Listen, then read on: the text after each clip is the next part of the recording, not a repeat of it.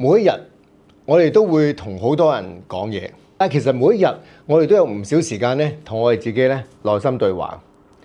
自我對話對我哋自己個影響力咧係非常之深遠，所以我哋要留意下，我哋同自己究竟經常講啲乜，有需要嘅要改變佢。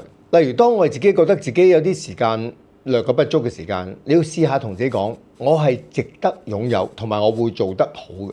一次當你真係失敗咗，而感覺到心灰意冷嘅時間，又可以試下同自己講，我究竟可以喺今次呢個經驗學到啲咩呢？以至我下次會做得更加好。或者某程度，當你覺得你自己吃力嘅時間，試下同自己講，為咗更加接近我嘅目標，今日我可以點樣踏出一小步啊？我哋要做嘅咧，並非內心去批判自己，而係想著自己根本就能夠做得到。用信念代替質疑，係你能夠為自己做最強大嘅事之一嚟嘅。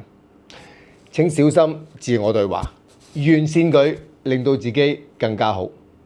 希望以上嘅資料對大家有用啦。我哋下次見。